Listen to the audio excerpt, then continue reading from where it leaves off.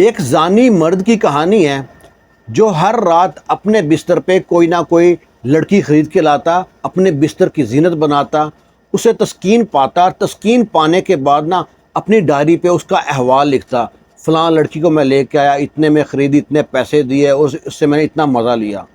اور آج کا دور اس طرح کا ہے، پہلے لوگ نا ایسے کام کو چھپاتے تھے، وہ دوست احباب میں بیٹھتا، ذکر کرتا، بتاتا کہ میں نے فلاں لڑکی کو لے کے آیا تھا، آج فلاں لڑکی کو لے کے آیا تھا، اس کو اتنے پیسے میں خریدا، ساری رات سے مزے لیے۔ اور اس کی جو ماں ہے وہ اسکول ٹیچر تھی، پرنسپل تھی اسکول کی، وہ اپنے بیٹے کے ان حرکتوں سے بڑی تنگ تھی۔ وہ لڑکا جوا بھی کھیلتا تھا، شراب بھی پیتا تھا۔ ایک دن ہوتا کیا ہے، ایک لڑکی بیوہ ہو گئی، اس کی عمر تھی 30-32 سال، اس کے 3 بچے تھے۔ اسی پرنسپل جو عورت ہے نا، جو لڑکے کی ماں ہے، اس کے پاس انہیں پڑھائی کی تھی۔ اس کے ذہن میں خیال آتا ہے کہ نا حالات بڑے برے ہیں، بچے بھوک سے بلگ رہے ہیں، جو میری پرنسپل ہے نا وہ تو بہت اچھی ہے، بڑی رحم دل ہے، کیوں نہ اس کے پاس جاؤں، کچھ پیسوں کی مدد کروں یا کچھ کام کے لیے کچھ مل جائے۔ تو جاتی ہے پرنسپل کے گھر پہ، دروازے پہ دستک دیتی ہے، اسے تو معلوم نہیں تھا آج پھنسنے والی ہے۔ دروازہ کھولتا ہے پرنسپل کا وہ لڑکا، جب لڑکی کو دیکھتا ہے نا، 30-32 سال کی عمر کی، بھرے ہوئے جسم کی لڑکی ہے، وہ دیکھ کے نا اس کو ہوس جا گیا، آج تو شکار چل کے گھر پہ آ گیا ہے۔ وہ پوچھتا ہے ہاں بھئی کون ہو، کس سے ملنا ہے؟ وہ کہتی ہے پرنسپل صاحبہ ہیں، ان سے مجھے کچھ کام ہے۔ لڑکے نے دروازہ کھول کے اس کو اندر بلا لیا، اندر آ جاؤ، اور دروازے کی چٹکنی چڑھا دی، کنڈی لگا دی۔ پوچھتا کیا کام ہے؟ وہ کہتی ہے مجھے ان سے ہی کام ہے۔ وہ بتاؤ کام تو کیا ہے؟ کچھ میں مدد چاہتی ہوں، میں بیوہ ہو گئی ہوں، میرے 3 بچے ہیں، کوئی آسرا نہیں ہے، بڑا برا حال ہے۔ لڑکا اپنے جیب سے نا پیسوں کی دتھی نکالتا ہے اور اس کے اوپر ویل کرنا شروع کر دیتا ہے۔ کہتا ہے جتنے چاہے پیسے اٹھا لے، آج تو میرا جو ہے نا بستر گرم کر دے، میرے بستر کی زینت بن جا، مجھے خوش کر دے۔ اور لڑکی کو نا بازو پڑ کے اندر کھینچتا ہے۔ لڑکی اس کو دھتکارتی ہے، دھکا دے کے پیچھے کرتی ہے، کہتی ہے تجھے ذرا خوف نہیں ہے؟ یہ اللہ کی زمین پہ، دھرتی میں تجھ جیسے کئی امیر رئیس زادے آئے، بگڑے ہوئے نواب آئے، تماشبین آئے، عیاش آئے، جس نے دھرتی میں سما لیا ہے، وہ منو مٹی کے نیچے پڑے ہیں۔ یا باری تعالیٰ، اس کی ہوس کا نشانہ بننے سے بہتر ہے تو مجھے موت دے دے، میرے بچے یتیم تو ہیں، لاوارث بھی ہو جائیں گے، تو پالنے والا ہے، تو پالنا ہار ہے، کیسے بھی پال لے گا۔ یا باری تعالیٰ، جس طرح یوسف کی عزت کو محفوظ رکھا تھا نا، آج میری عزت کو بھی محفوظ رکھ دے، میں غلط راستے پہ، غلط بندے کو دروازے پہ دستک دے بیٹھی ہوں، اللہ تعالیٰ مجھے میری عزت کو محفوظ رکھ۔ اللہ تعالیٰ سے دعائیں کر رہی ہے، فریاد کری جا رہی ہے، اور ہر دعا، ہر فریاد اس بندے کے دل پہ چوٹ کر رہی ہے۔ اس کو ایک دم لرزہ طاری ہو گیا۔ وہ کتنی اپنی ڈائری میں، کم سے کم وہ 100 صفحے کی ڈائری میں 99 صفحے فل کر چکا تھا، یعنی اتنے زنا کر چکا تھا۔ اس کے ہاتھ کانپ رہے ہیں۔ جب لڑکی کو اس کے پاس چھوٹی ہے تو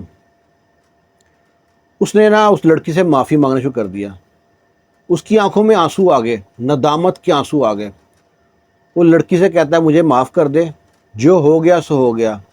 اس کو پیسے دیتا ہے، گھر میں سے لا کے اناج دیتا ہے، کہتا ہے اللہ کی بندی، تو نے میرا سویا ہوا ضمیر جگا دیا ہے، بس تو میرے حق میں دعا کر دینا، اللہ تعالیٰ مجھے معاف کر دے۔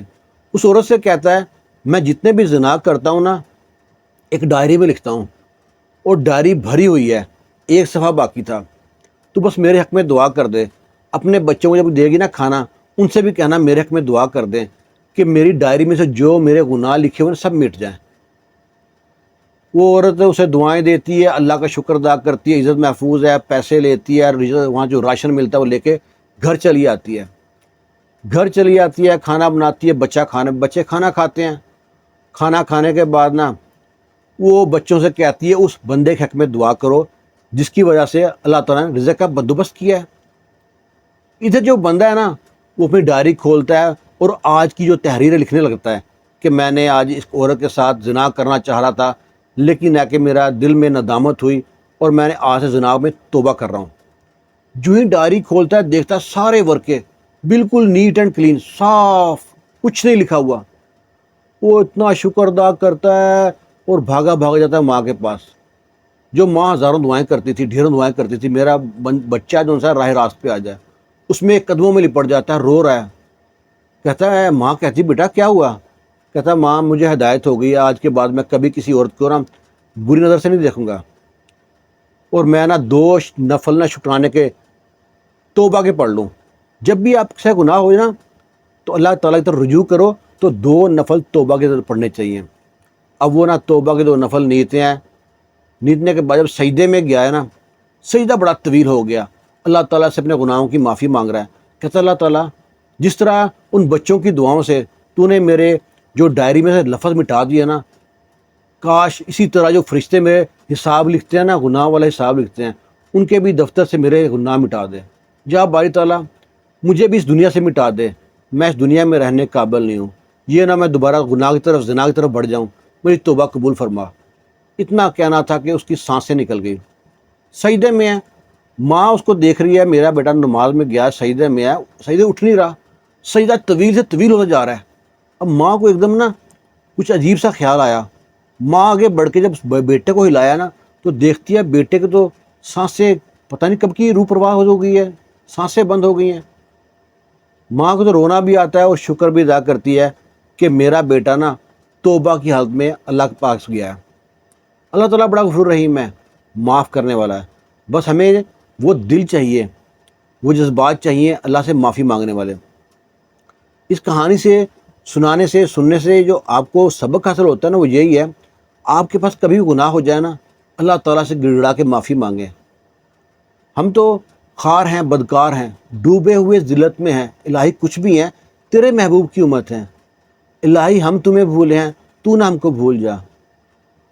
تو اللہ تعالیٰ سے جب بھی دعا کرو نا وہ اپنا خاتمہ ایمان پہ مانگو. ہم لوگ بھٹک جاتے ہیں اور ہمارے پاس ایک سب سے بری چیز پتہ ہے کیا ہے؟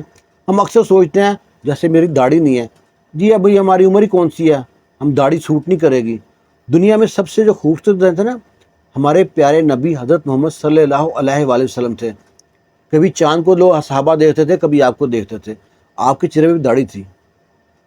داڑھی. پھر دوسرا ہم سوچتے ہیں کہ بڑھاپے میں حج کریں گے، بیٹی کی شادی کر دیں، بیٹوں کی شادی کر دیں، اس فرض سے سکبدوش ہو جائیں تو پھر شادی حج پہ جائیں گے.